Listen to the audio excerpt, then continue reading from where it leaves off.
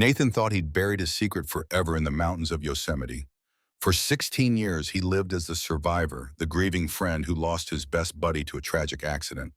But when construction workers found Trevor's bike, they also found something Nathan never knew existed, a memory card that recorded his own confession to murder.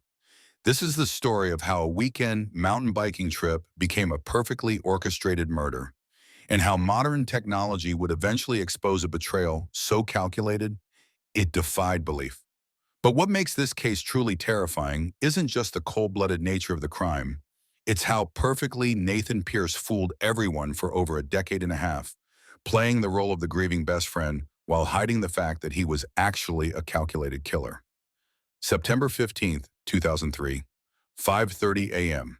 The morning that would end with one of the most shocking betrayals in criminal history began with what appeared to be nothing more than two friends excited about a weekend adventure. Nathan Pierce pulled up to Trevor Hayes' apartment complex in his silver Jeep Cherokee, the vehicle loaded with mountain bikes and camping gear. Security cameras captured what looked like a perfectly normal scene, two longtime friends preparing for their first serious outdoor adventure together.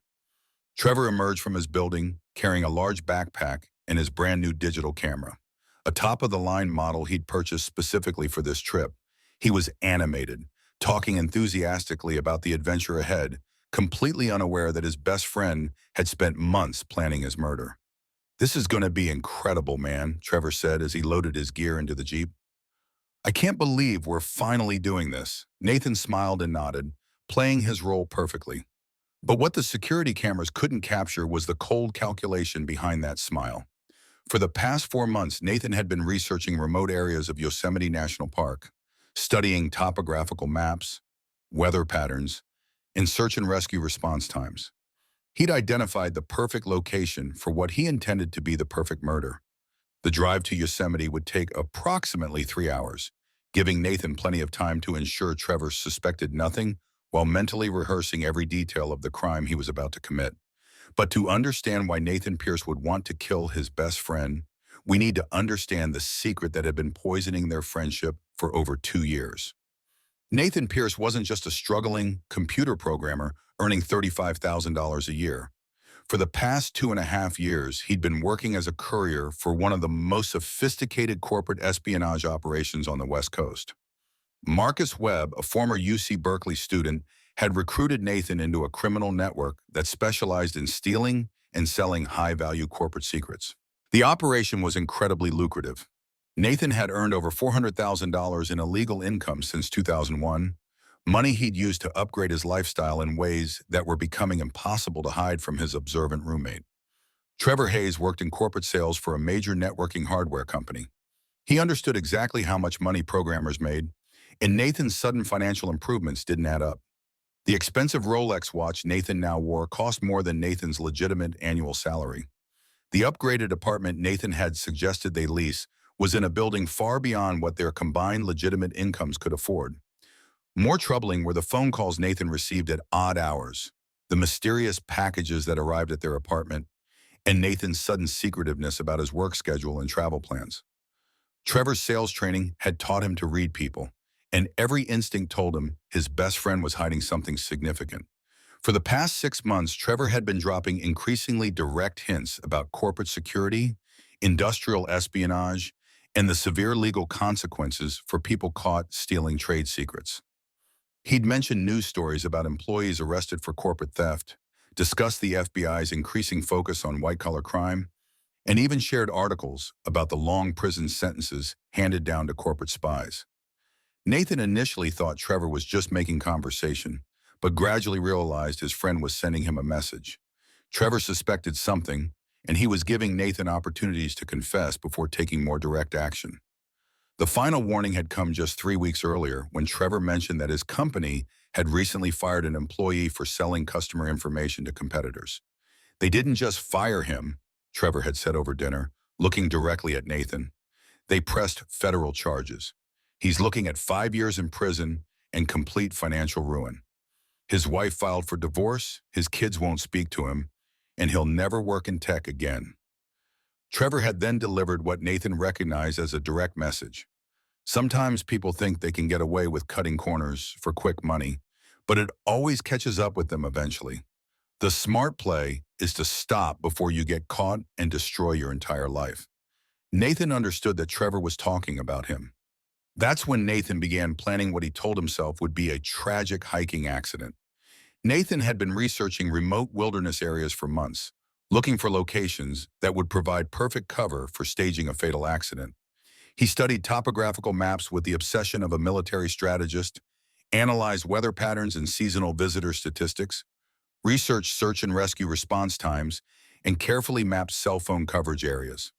The location he ultimately chose near Hetch Hetchy Reservoir was ideal for his purposes, remote enough that they could disappear for days without anyone becoming concerned, dangerous enough that a fatal accident would be completely believable to investigators, and geologically complex enough that search efforts would be extremely difficult and probably unsuccessful. Nathan's plan was sophisticated and methodically developed. He would bring Trevor to the remote location under the pretense of a challenging adventure weekend, create an opportunity for Trevor to have what would appear to be a fatal accident, dispose of the body in a location where it would never be recovered, and return to civilization as the sole survivor of a tragic hiking incident. Nathan had researched how to stage the scene convincingly, how to explain the accident to authorities in a way that would deflect suspicion, and how to behave like a traumatized survivor dealing with grief and shock. He'd even practiced telling his story multiple times, recording himself to ensure his emotional responses seemed genuine and his timeline remained consistent. What Nathan hadn't anticipated, and what would ultimately lead to his downfall 16 years later, was Trevor's passion for documenting their adventures with his new digital camera. Trevor had purchased the camera specifically for this trip, spending nearly $2,000 on a professional-grade model with extended battery life, multiple memory cards, and the ability to record hours of high-quality video footage. He was genuinely excited about creating a documentary-style record of their first serious outdoor adventure together. Trevor envisioned capturing not just scenic footage, but also interviews, behind-the-scenes preparation, and detailed documentation of their route and challenges. He planned to edit the footage into a professional quality video that they could share with friends and potentially submit to outdoor adventure film festivals. Nathan knew about the camera, but he assumed Trevor would use it primarily for still photography and brief scenic video clips. He never imagined that Trevor would record their conversations extensively, or that the camera would be running during the most incriminating moments of the weekend. As they loaded the Jeep that morning, Trevor was already filming, capturing their preparations and conducting brief interviews about their expectations for the trip. "So Nathan," Trevor said, pointing the camera at his friend, "this is our first real backcountry adventure together. What are you most looking forward to?" Nathan looked directly into the camera lens, his expression appearing genuinely enthusiastic.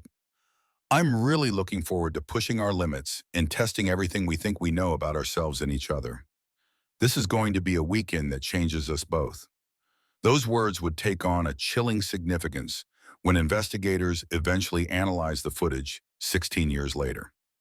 The drive through California's Central Valley took them past endless farmland and small towns, with Trevor filming the changing landscape and providing running commentary about their adventure. He was particularly excited about documenting their friendship milestone, viewing this trip as something worth preserving forever. Nathan, meanwhile, was using the drive time to mentally rehearse every aspect of his plan. He had identified 3 potential locations along their planned route where he could stage Trevor's accident, with his preference being a cliff fall that would place Trevor's body in a completely inaccessible location. They stopped for breakfast in Modesto at a small diner frequented by truckers and early morning travelers. Trevor insisted on filming their meal, interviewing Nathan about their route planning and their friendship history. "We've been best friends for over a decade," Trevor said to the camera. "Nathan's always been the guy I can count on for anything. If I'm going into dangerous wilderness, there's nobody I'd rather have watching my back." Nathan responded with what appeared to be genuine warmth, talking about their shared adventures and mutual trust. Watching this footage later, investigators would be struck by Nathan's ability to lie convincingly while looking directly into a camera. They reached the Hetch Hetchy area around 10 a.m. and began the process of unloading their gear and preparing for what would be Trevor's final bike ride. The reservoir area was completely deserted, exactly as Nathan had planned. September was the perfect time for his purposes, after the summer crowds had dispersed, but before winter weather made the area too dangerous for recreational activities. Trevor was methodical about documenting their starting point, filming their bikes, their safety equipment, and the trailhead signage. He interviewed Nathan about their planned route, their safety protocols, and their communication plans. Nathan suggested they record a more formal interview about their goals for the trip and their friendship. Looking directly into Trevor's camera, Nathan spoke about adventure, trust, and the importance of reliable partnerships in dangerous situations. When you're out here in remote backcountry, you have to be able to count on each other completely, Nathan said with apparent sincerity. Your life is literally in your partner's hands. There's no room for deception or hidden agendas when survival is on the line. Trevor nodded enthusiastically, completely agreeing with his friend's philosophy and having no idea that Nathan was delivering a psychological justification for the murder he was planning to commit within the next 24 hours. They started their mountain bike ride at 10:30 a.m. sharp, following a challenging trail that wound along the reservoir before climbing into increasingly technical, backcountry terrain. Trevor rode slightly ahead, his new bike handling the rocky sections beautifully, while Nathan stayed close behind, constantly evaluating the terrain for murder opportunities. Trevor was in an excellent mood throughout the ride, calling back comments about the spectacular scenery and stopping frequently to capture video footage of particularly beautiful or challenging sections of the trail. His enthusiasm was genuine and infectious, and Nathan found himself occasionally forgetting about his deadly intentions as he got caught up in Trevor's joy and excitement. But every time Trevor mentioned their future plans, other trips they should take, adventures they should pursue, the business they might start together, the families they hoped to raise, Nathan was reminded of the fundamental threat Trevor represented to his lucrative criminal career. The trail became increasingly challenging as they climbed higher into the mountains. Nathan had specifically chosen this route because it featured several locations where a fatal accident would be both plausible and difficult to investigate thoroughly. The terrain was genuinely dangerous, with loose rock, steep drop-offs, and technical sections that could easily result in serious injury or death for an inexperienced rider. Around noon, they reached Nathan's preferred location, a scenic overlook that offered spectacular views of the reservoir and surrounding mountains. More importantly for Nathan's purposes, the area featured a vertical cliff drop of over 200 feet, with loose sedimentary rock that could easily give way under someone's weight. Nathan suggested they make camp at the overlook for the night, claiming the view was too spectacular to pass up and that they deserved to enjoy it properly after their challenging ride. Trevor was happy to agree, noting that the location would provide incredible sunset and sunrise photography opportunities. As they set up their tents and organized their gear, Trevor continued filming their activities with obvious excitement about their beautiful campsite. Nathan used this setup time to scout the area more thoroughly and refine the details of his plan. The cliff edge was composed of crumbly rock that would leave clear evidence of a fall if someone went over the edge. If Trevor's body fell to the bottom, it would be completely inaccessible to search teams and would likely never be recovered intact enough for detailed forensic examination. Nathan also confirmed that cell phone coverage was completely absent in the area. Even if Trevor somehow managed to call for help during an attack, no signal would be able to get through to emergency services. They were completely isolated from the outside world, exactly as Nathan had planned. That evening, they cooked dinner over a campfire as the sun set over the mountains in a spectacular display of natural beauty that should have created wonderful memories instead of serving as the backdrop for murder. Trevor was in high spirits, talking enthusiastically about work projects, sharing stories about his latest romantic relationship, and making plans for future adventures they should pursue together. Nathan listened to his friend's animated conversation while mentally preparing himself for the act of murder. Trevor's genuine affection and absolute trust made Nathan's psychological task more difficult, but also more necessary in his mind. Trevor would never be able to keep Nathan's criminal secrets, and Nathan would never be able to give up the money and excitement of his courier work. Around 8:30 p.m., Trevor set up his camera on a tripod to capture time-lapse footage of the sunset, inadvertently creating a recording device that would capture the most incriminating conversation of Nathan's life. At exactly 9:07 p.m., Nathan's cell phone rang. Marcus Webb, Nathan's primary contact in the courier operation, was calling to check on Nathan's availability for an extremely high-value delivery scheduled for the following evening. The job involved transporting stolen software source code from a Stanford University computer science research lab to a competing technology company based in Seattle. The payment for this single courier job was $15,000, more than Nathan made in 6 months at his legitimate programming position. Nathan had completely forgotten about the delivery when he planned this murder weekend. He was supposed to be back in San Francisco by Sunday evening to pick up the stolen materials and complete the handoff, which meant Trevor's death needed to happen immediately, that very night. Nathan stepped approximately 20 feet away from the campfire to take the call, but Trevor's camera was still recording from its position near the fire, and Marcus's agitated voice was clearly audible on the audio track. "Nathan, where the hell are you?" Marcus's voice was loud and obviously angry. "I've been trying to reach you for hours. The Stanford client is getting extremely nervous about tomorrow night's delivery schedule. You need to confirm right now that you'll be at the warehouse by 8 p.m. sharp, or they're going to find another courier and we'll lose a $15,000 payday." Nathan glanced back toward the campfire and saw Trevor staring at him with a confused and increasingly suspicious expression. Trevor's camera was capturing everything, creating digital evidence that would eventually destroy Nathan's carefully constructed life. "Yeah, I'll be there," Nathan said quietly into the phone, trying unsuccessfully to lower his voice enough to avoid being recorded. "The Stanford package is completely secure. Tell the client everything's on schedule and there won't be any problems." "Good. And make sure you bring both the backup drive and the printed documentation like we discussed. The client specifically wants both the complete source code and the technical specifications. This is our biggest payday this year, Nathan. Don't screw it up." "Got it. I understand completely. I'll see you tomorrow night." Nathan hung up and looked back toward Trevor, who was now sitting up straight and paying complete attention to Nathan's highly suspicious conversation. "Stanford package?" Trevor asked with obvious concern and growing suspicion. "I thought you told me you weren't working with Stanford anymore after that consulting contract ended last year." Nathan's mind raced to develop a plausible explanation, but he could see Trevor's sales-trained instincts kicking in. Trevor had spent years learning to read people and recognize deception. "It's complicated," Nathan said, moving back toward the fire. "I picked up some new freelance work, helping them with database optimization and security protocol development. At 9 p.m. on a Saturday night?" Trevor's voice carried clear skepticism. From someone who sounds like he's coordinating criminal activity rather than legitimate consulting work?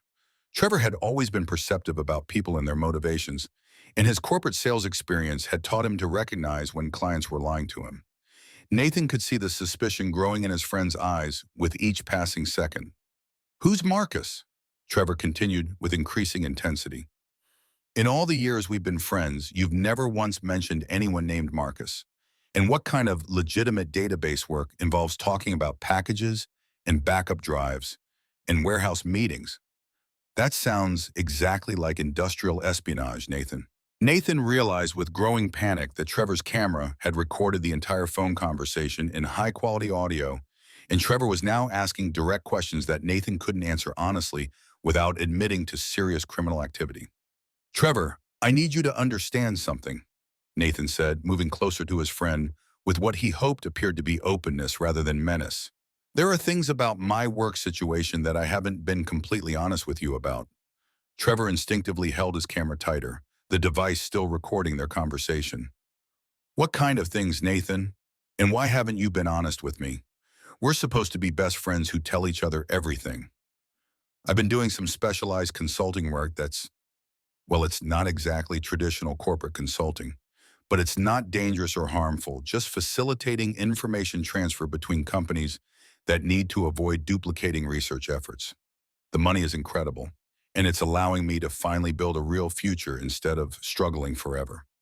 Trevor was quiet for a long moment, processing this information with the analytical mind that had made him successful in corporate sales. "You're talking about industrial espionage, aren't you? You're stealing corporate secrets and selling them to competitors." "I'm talking about survival in a hyper-competitive market," Nathan replied, his voice taking on a defensive edge. "These companies would be developing this technology anyway. I'm just helping them avoid duplicating efforts unnecessarily and wasting resources. It's actually more efficient for everyone involved." Nathan, that's corporate theft on a massive scale, Trevor said, his voice rising with moral outrage. You could go to federal prison for decades. We both could get in serious trouble just for me knowing about it and not reporting it to the appropriate authorities. Nathan could see Trevor's anger and disgust building, and he knew there was no explanation that would satisfy his friend's rigid ethical standards. Trevor was fundamentally honest in every aspect of his life, and he would never be able to rationalize or ignore criminal activity of this magnitude. I need you to promise me you won't say anything to anyone about this, Nathan said with increasing desperation in his voice. This has to stay between us, okay? Our friendship has to be more important than abstract legal concerns about corporate competition. Trevor was quiet for what felt like an eternity to Nathan, the silence broken only by the crackling of their campfire.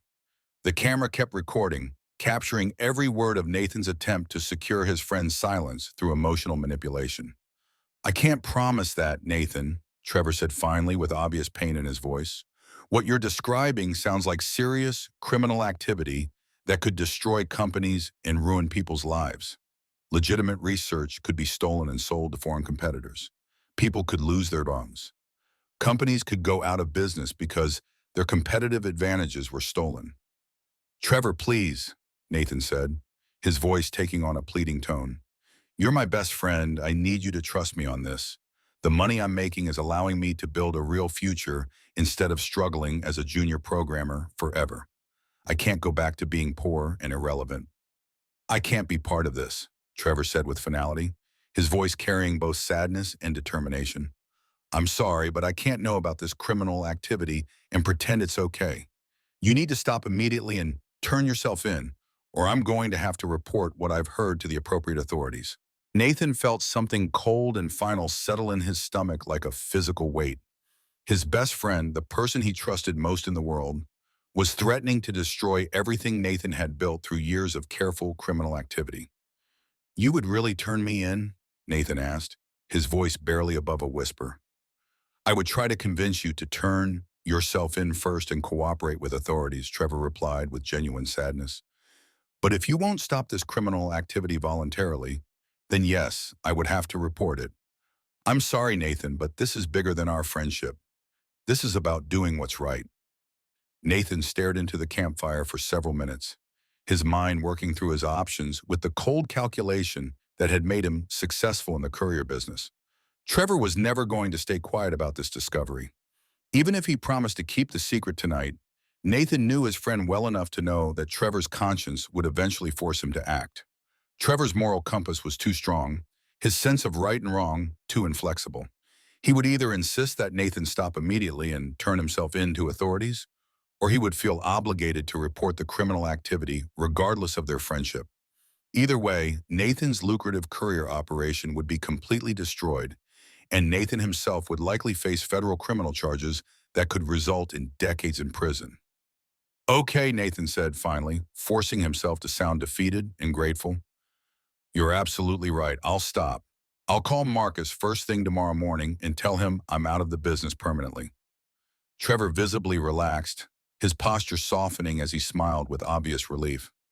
Really? You'll stop just like that? Yeah, man, you're absolutely right about everything. It's not worth the risk to our friendship or our futures. I got caught up in the money and the excitement and lost sight of what's really important. Trevor smiled broadly and reached over to hug Nathan with genuine warmth and affection. I'm so glad you see it that way. I was really worried I was going to lose my best friend over this. Nathan hugged him back tightly, already planning his murder with the same methodical attention to detail he used for his courier operations. I'm getting tired, Trevor said, turning off his camera and carefully storing it in his tent. Let's get some sleep and have a great day tomorrow. I want to put all this behind us and just enjoy the rest of our trip. Nathan watched his friend disappear into his tent, then sat by the dying fire for another hour, finalizing every detail of Trevor's death. Around midnight, when he could hear Trevor's steady breathing indicating deep sleep, Nathan quietly gathered climbing rope from his pack and approached Trevor's tent with the stealth he'd learned during his criminal activities.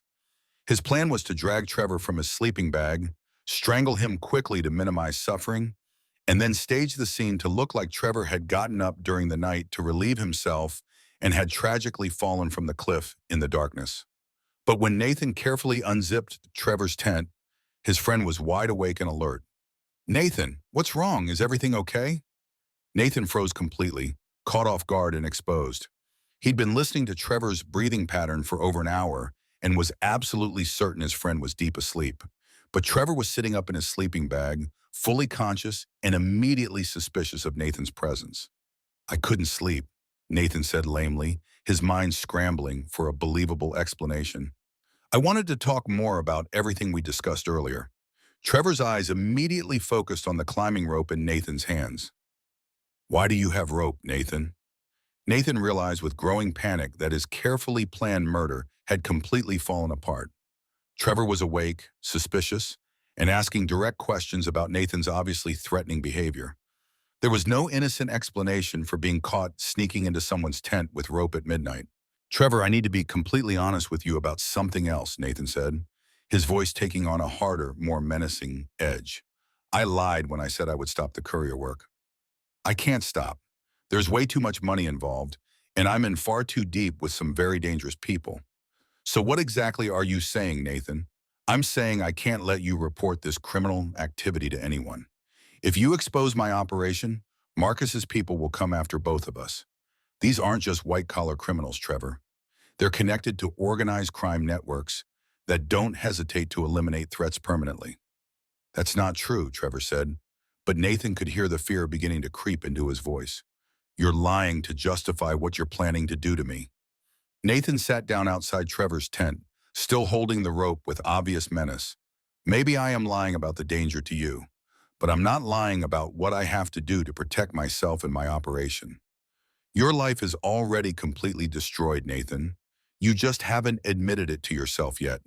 You're involved with serious criminals, you're living a complete lie, and now you're planning to murder your best friend. How is that a life worth protecting?" They sat in tense silence for several minutes, both of them processing the fact that their decade-long friendship was ending forever, and one of them was probably going to die before sunrise. "What happens now?" Trevor asked finally, his voice barely above a whisper. "I honestly don't know," Nathan admitted with what seemed like genuine regret. "I hadn't planned for you to wake up. I thought I could make this quick and painless." "Were you really going to make it look like an accident?" "That was the plan. A tragic fall in the darkness while you were getting up to relieve yourself. Your body would never be recovered, and I'd return home as the grieving survivor of a terrible hiking accident. I've been planning this for months, Trevor." Trevor was quiet for another minute, studying Nathan's face in the dim light from their dying campfire. "The camera recorded everything tonight, you know.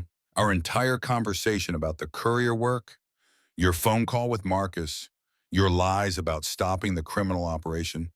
All of it." Nathan's blood went cold with the realization. "Where's the camera right now?" "In my backpack, along with the memory card that has everything on it." Nathan realized with growing desperation that killing Trevor was no longer sufficient to protect his secret. He needed to find and destroy that memory card, or the evidence of his criminal activity and Trevor's murder would eventually surface and destroy him. "Give me the camera, Trevor." "No, give me the camera right now or I'll take it from you by force." Trevor shook his head with grim determination. "I'm not going to make this easy for you, Nathan. If you're going to murder your best friend, you're going to have to work for it. And you're going to have to live with it for the rest of your life." Nathan lunged forward with the rope, trying to wrap it around Trevor's neck before his friend could resist effectively. But Trevor was younger, stronger, and fighting desperately for his life with the fury and strength of someone who had been betrayed by his closest friend. They struggled violently, rolling out of the tent and across the rocky ground near the cliff edge.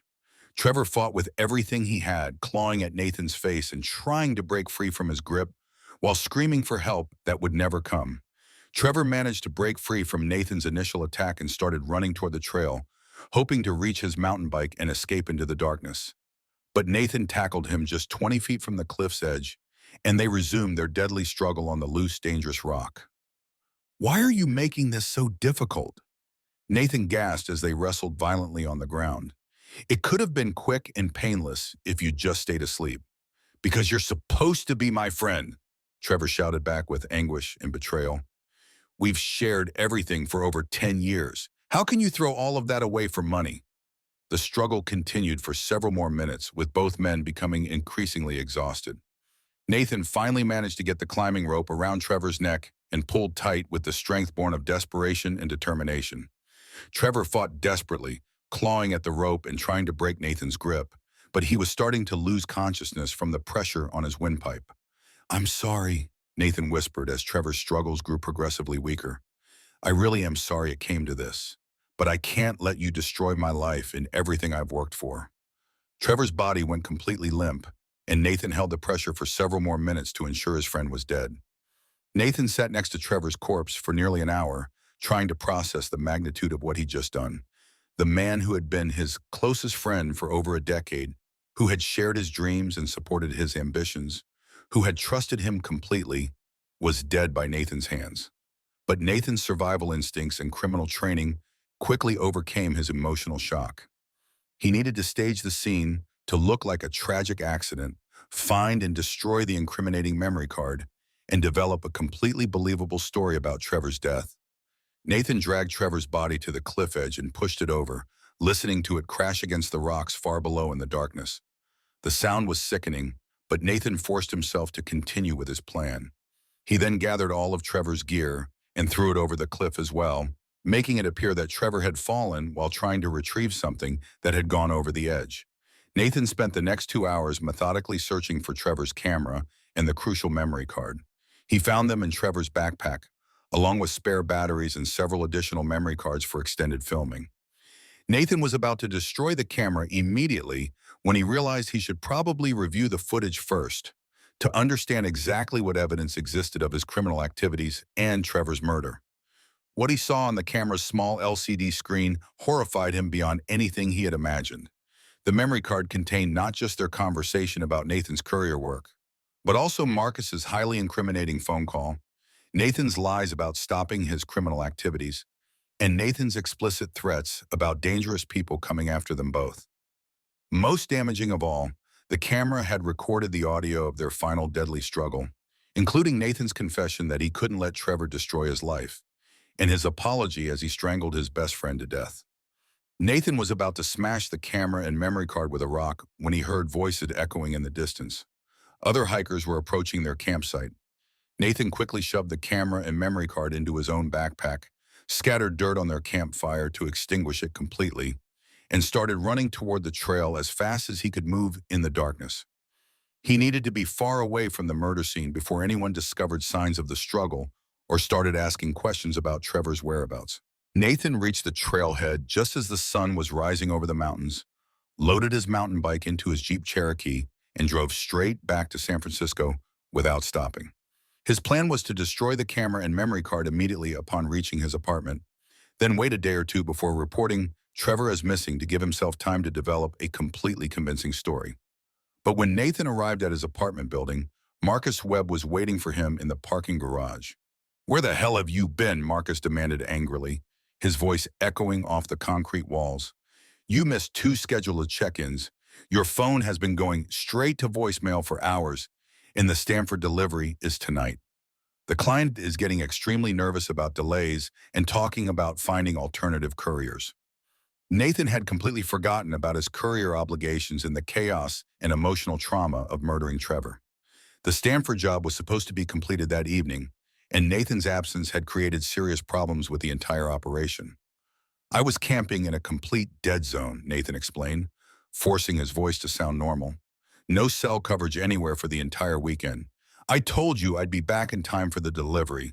Well, you're here now. Let's go over all the details and make sure everything's ready. This is too important to screw up." Nathan spent the next 6 hours with Marcus, reviewing the Stanford delivery logistics in exhaustive detail and preparing the stolen materials for transfer to the client. He was physically and emotionally exhausted, struggling to act normally while Trevor's camera sat in his backpack, just a few feet away, containing enough evidence to send him to prison for life. By the time Nathan completed the courier job that evening, successfully delivering the stolen Stanford research materials to the Seattle client and collecting his $15,000 payment, he was barely functioning on adrenaline and caffeine. Nathan returned to his apartment around midnight, planning to immediately destroy the camera and memory card that contained evidence of Trevor's murder. But when he opened his backpack with trembling hands, the camera was gone. Nathan tore his apartment apart, searching for it with growing panic. He emptied every drawer, checked every closet, searched under furniture and inside appliances. He then searched his Jeep from top to bottom, retraced his steps to every location he'd visited during the courier delivery, and even called Marcus to ask if he'd accidentally left anything at their meeting locations. The camera and memory card had simply vanished without a trace. Nathan realized with growing horror that in his exhaustion and emotional stress, he must have lost the camera somewhere during the long day of courier work. But where exactly? And more importantly, who might find it and recognize its devastating significance? For the next 3 days, Nathan lived in absolute terror, expecting police to show up at his door with murder charges at any moment. Every phone call, every knock on his door, every unexpected noise sent his heart racing with panic and convinced him that his crime had been discovered. But nothing happened. Trevor hadn't been reported missing yet, and apparently no one had found the camera or understood its importance if they had. On Thursday morning, Nathan decided he couldn't wait any longer. He called the Tuolumne County Sheriff's Department to report Trevor as missing, claiming they'd been separated during their hike when Trevor wanted to explore a dangerous side trail that Nathan thought looked too risky. Nathan told the deputies that he'd waited at their agreed meeting point for hours before hiking back to the trailhead alone, assuming Trevor had returned to the parking area by a different route. When Nathan arrived at the trailhead and found Trevor's car still there, he claimed he'd spent the night camping nearby and searching the immediate area before finally deciding to drive back to San Francisco and contact authorities. It was a completely plausible story, and Nathan told it convincingly to multiple law enforcement agencies over the following days. He played the role of the worried friend perfectly, joining search parties, talking to reporters, and comforting Trevor's devastated family members. For 2 weeks, Nathan had maintained his performance flawlessly. He attended every search briefing, provided detailed information about their planned route, and even hired a private helicopter at his own expense to search areas that official rescue teams hadn't been able to access. Trevor's family was incredibly grateful for Nathan's dedication to finding their son, and law enforcement officials praised Nathan's cooperation and persistence in the search effort. When the official search was finally called off after 2 weeks of intensive effort, Nathan delivered an emotional speech about the dangers of solo hiking and the critical importance of wilderness safety. He established a memorial fund in Trevor's name and organized an annual hiking safety seminar at their old college. For the next 16 years, Nathan lived his lie with perfect consistency and remarkable psychological compartmentalization. Nathan eventually left San Francisco and moved to Seattle, where he built an entirely new life in a successful consulting business. He married a woman named Chloe Matthews in 2007, had 2 children, and became a respected member of his community, serving on school boards and charity organizations. Nathan never returned to Yosemite National Park, never went mountain biking again, and never spoke Trevor's name aloud after the memorial service. He had successfully compartmentalized his crime and moved on with his life as if the murder had never happened. But the missing camera haunted him constantly throughout those 16 years. Every time there was a news story about a cold case being solved through new technology, every time new forensic techniques were announced, every time he heard about evidence being discovered years after a crime, Nathan wondered if Trevor's camera would surface and destroy the life he'd built. But on July 15, 2019, everything changed forever in the most unexpected way possible. The California Department of Transportation was building a new access road near Hetch Hetchy Reservoir to improve emergency response times and provide better access for maintenance crews working in the remote area. The massive infrastructure project required clearing several miles of overgrown terrain that hadn't been disturbed by heavy machinery since the 1980s. Construction crew supervisor Connor Davidson was operating a massive bulldozer when his blade struck something metallic buried under years of accumulated dirt, vegetation, and natural debris. The impact sent a jarring vibration through the machine that immediately told Connor he'd hit something substantial and potentially important. Connor shut down his equipment and climbed down to investigate what appeared to be part of a bicycle frame protruding from the disturbed earth. As he carefully brushed away more dirt with his hands, he could see distinctive blue paint and high-quality components that suggested this wasn't just any discarded bike.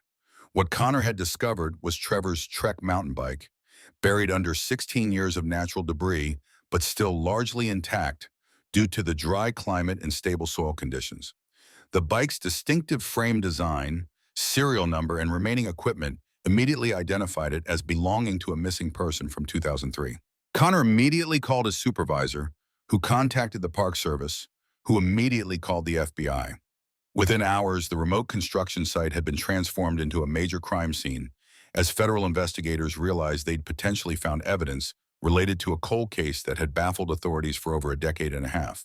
Special Agent Riley Sutton of the FBI's Cold Case Unit was assigned to lead the investigation into this unexpected discovery. Agent Sutton had spent 12 years working unsolved disappearances and had developed a national reputation for her meticulous attention to detail and her remarkable ability to extract crucial information from severely degraded evidence. Trevor's camera bag was still securely attached to the bike frame, and inside the waterproof bag was Trevor's digital camera, protected by its rugged housing. The camera's protective casing had kept it completely dry and safe from environmental damage for over a decade and a half. Agent Sutton personally and carefully removed the memory card from the camera and transported it under strict chain of custody protocols to the FBI's state-of-the-art digital forensics laboratory in San Francisco. When technicians inserted the memory card into their analysis equipment, they discovered to their amazement that the data was completely intact and fully recoverable.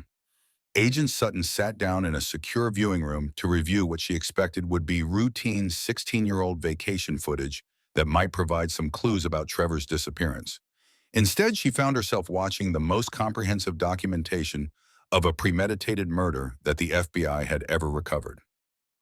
The memory card contained Trevor's entire final weekend, from his excited preparations for the trip through his shocking confrontation with Nathan about the criminal courier operation to the actual audio recording of his murder by strangulation.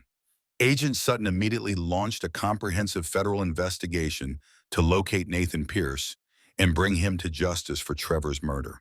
What she discovered through her investigation shocked even experienced federal investigators who thought they'd seen everything in their careers. Nathan Pierce had died in a car accident in Seattle in 2016, 3 years before Trevor's camera was discovered. For a brief moment, it seemed like justice would never be served. The killer was dead, the victim had been murdered 16 years earlier, and the case appeared destined to remain technically unsolved despite the overwhelming evidence of Nathan's guilt. But Agent Sutton wasn't ready to close the case and walk away from the opportunity for justice.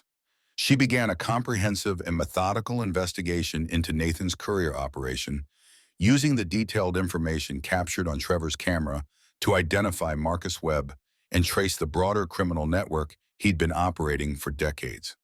What Agent Sutton discovered through months of painstaking investigation was a sophisticated criminal organization that had been stealing and selling corporate secrets for over 2 decades, generating millions of dollars in illegal revenue and causing immeasurable damage to legitimate businesses and research institutions across the country.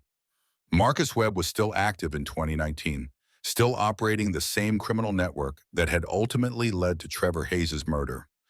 The courier operation had expanded significantly since 2003, now involving dozens of operatives working across multiple states and serving clients around the world, including foreign intelligence services.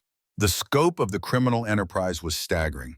Through careful analysis of financial records, communication intercepts, and witness testimony, Agent Sutton's team determined that the organization had stolen intellectual property worth over $50 million. In December 2019, the FBI launched Operation Digital Highway, a massive coordinated series of raids that resulted in the arrest of Marcus Webb and 18 other members of the courier network. The operation involved simultaneous arrests in 6 states and the seizure of millions of dollars in assets, stolen intellectual property, and crucial criminal evidence. During his lengthy interrogation, Marcus Webb eventually admitted that Nathan Pierce had called him on the morning after Trevor's murder, reporting complications with his hiking trip and requesting immediate help with cleanup activities related to the weekend.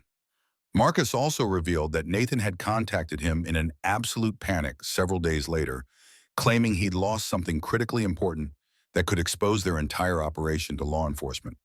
Marcus and several other operatives had spent weeks searching the Yosemite area, looking for whatever Nathan had lost. but they'd never found Trevor's camera or understood its significance. Nathan was absolutely terrified that someone would find evidence and turn it over to police. Marcus told investigators during one of many interrogation sessions he was convinced that his criminal career was over and that he'd eventually be arrested for murder. But weeks went by, then months, then years, and nothing happened. Eventually, Nathan convinced himself that whatever he'd lost had been destroyed by the elements or was buried so deep it would never be found. Marcus's detailed confession led to the reopening of 6 additional missing person cases from the 1990s and early 2000s. In each case, the missing person had been connected to the technology industry and had disappeared under circumstances that initially appeared to be accidents or voluntary disappearances. Further investigation revealed that Marcus's operation had systematically eliminated multiple threats over the years, including corporate security officers who'd gotten too close to discovering their activities, potential witnesses who'd seen too much during courier operations, and whistleblowers who'd threatened to expose the network to authorities.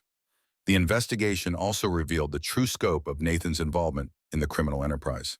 Bank records showed that Nathan had earned over $400,000 from illegal activities between 2001 and 2003, money he'd used to maintain an expensive lifestyle while completely hiding his criminal career from his best friend. Phone records recovered from Marcus's operation showed that Nathan had been involved in at least 50 separate courier jobs during his criminal career, including the theft of military research data, pharmaceutical formulas, and aerospace technology. Several of these jobs had involved breaking into secure government facilities and stealing classified information that was later sold to foreign intelligence services. Trevor's murder hadn't been a desperate act by a small-time criminal trying to protect himself.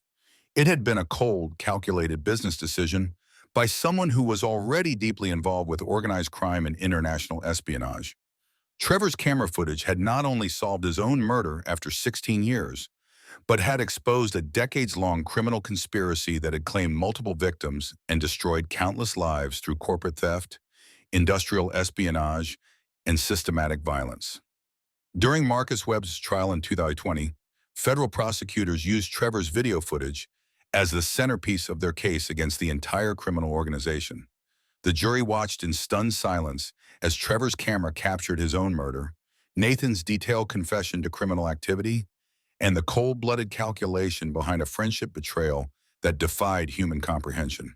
The trial lasted 3 months and featured testimony from dozens of victims whose lives had been destroyed by the courier network's criminal activities. Technology companies described losing millions of dollars in research and development when their secrets were stolen and sold to competitors.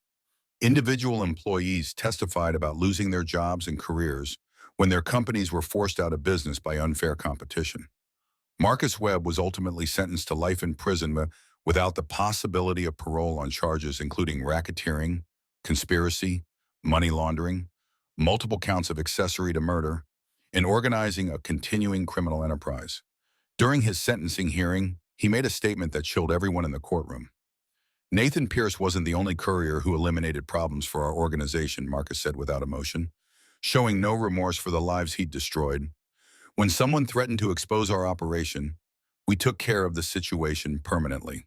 Trevor Hayes was just one of several people who chose the wrong side of business ethics and paid the ultimate price for their moral stands. Marcus's chilling confession led to the identification of 12 additional victims spanning 3 decades of criminal activity. FBI investigators discovered that the courier network had evolved from simple corporate espionage in the 1980s into a sophisticated criminal enterprise that included murder, extortion, international technology theft, and connections to foreign intelligence services. The broader investigation ultimately led to congressional hearings about corporate security, new federal legislation protecting whistleblowers, and a complete overhaul of how law enforcement agencies investigate white-collar crime with violent components. Dr. Ashley Daniels, a forensic psychologist who extensively reviewed Nathan's case for the FBI, noted that his behavior showed classic patterns of criminal escalation and psychological compartmentalization that are commonly seen in white-collar criminals who transition to violence. Nathan had successfully separated his criminal activities from his personal relationships for years before Trevor's murder, Dr. Daniels explained in her detailed psychological profile. He was able to maintain genuine friendships, hold down a legitimate job, and present himself as a completely trustworthy person while simultaneously engaging in serious criminal activity that was destroying lives and companies. But when Trevor threatened to expose his operation, Nathan made a choice that revealed his true priorities and psychological state. He valued his criminal income and lifestyle more than his oldest friendship, and he was willing to commit murder to protect his secrets and continue his lucrative criminal career. The case became a landmark example for law enforcement training programs focused on white-collar crime, criminal psychology, and the investigation of complex criminal organizations.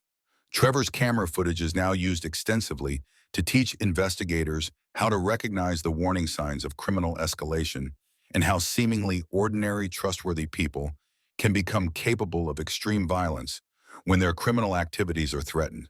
But perhaps the most profound and lasting impact of Trevor's case was on his family, who finally learned the truth about their son's disappearance after 16 years of uncertainty, grief, and unanswered questions. Trevor's mother, Chloe Hayes, attended every single day of Marcus Webb's trial, listening to detailed evidence about her son's murder and the extensive criminal network that had claimed his life. During her victim impact statement, she spoke directly about the camera footage that had preserved her son's final hours and brought justice after so many years. For 16 years, I blamed myself for not teaching Trevor to be more careful in the wilderness, she said through tears that had been building for over a decade. I blamed the Park Service for not maintaining safer trails. I blamed Trevor for taking unnecessary risks. I even blamed Nathan for not being a better hiking partner and keeping my son safe. Now I know that Trevor died because he was a fundamentally good person who couldn't stay silent about criminal activity, even when he knew it might cost him his life. Nathan Pierce betrayed the most sacred bond of friendship that exists between human beings, and Marcus Webb turned murder into a routine business transaction. But Trevor's death wasn't meaningless. The camera footage that captured his murder has brought justice for multiple victims and exposed a criminal organization that had been destroying lives for decades. Trevor's moral courage, which cost him his life, ultimately saved the lives of future victims who would have been targeted by this organization. The memorial service for Trevor Hayes, held 16 years after his actual death, drew hundreds of people, including law enforcement officers from across the country, technology industry professionals, and families of other victims of white-collar crime who had found inspiration in Trevor's story. Agent Sutton spoke at the service about Trevor's posthumous contribution to criminal justice and the prevention of future crimes. Trevor's camera didn't just solve his own murder, Agent Sutton said to the assembled crowd. It exposed a criminal organization that had been operating in the shadows for decades, brought justice for multiple victims, and provided law enforcement with unprecedented insight into how these sophisticated criminal networks operate and evolve over time. Trevor's commitment to doing the right thing, which cost him his life, ultimately saved the lives of future victims who would have been targeted by this organization. His moral courage created a legacy that extended far beyond his own tragic death. The camera that captured Trevor's murder is now permanently displayed at the FBI Academy in Quantico, where it serves as a crucial training aid for new agents studying digital forensics, cold case investigation techniques, and the psychology of white-collar crime. The exhibit includes not just the camera itself, but also carefully selected excerpts from the recovered footage and detailed analysis of how the evidence was preserved, processed, and used to solve multiple crimes. The display has become one of the most visited and impactful exhibits at the Academy, drawing law enforcement professionals from around the world who want to study this remarkable case. Nathan Pierce lived for 13 years after murdering his friend, building a new life, raising a family, and becoming a respected member of his community. But he never truly escaped what he had done in those mountains. Every advancement in digital forensics, every cold case breakthrough, every news story about long-buried evidence being discovered reminded him that his secret might not stay buried forever. And in the end, Nathan was absolutely right to be afraid. The camera he lost in his panic and exhaustion became a digital witness that outlasted him, outlasted his victim, and ultimately brought justice to multiple families who had been waiting decades for answers about their missing loved ones. Trevor Hayes died defending his principles in a remote wilderness, killed by someone he trusted completely and without reservation. But his death created a chain of evidence that eventually toppled a criminal empire and proved that even the most sophisticated criminal plans can be undone by technology, persistence, and the relentless pursuit of truth. The lesson of Trevor's story isn't just about the power of modern forensics or the importance of preserving digital evidence. It's about the choices we make when our principles are tested, the price of moral courage, and the remarkable fact that sometimes justice delayed is not justice denied, but justice perfectly preserved until the right moment arrives. Nathan Pierce learned too late that in the digital age, there's no such thing as a perfect crime. Evidence doesn't disappear. It waits. Truth doesn't fade. It endures. And somewhere, someone is always working to uncover the buried secrets that criminals think they've hidden forever. Trevor's story proves that the arc of justice may be long, but technology has made it more precise and persistent than ever before. His camera, buried for 16 years in the mountains of Yosemite, ultimately became the most powerful weapon in the fight against a criminal organization that thought it was completely untouchable. And in the end, that's perhaps the most fitting tribute to Trevor's memory, that his commitment to doing the right thing, preserved on a piece of technology he probably never imagined would outlast him, continues to inspire others to choose courage over convenience, principle over profit, and truth over comfortable lies.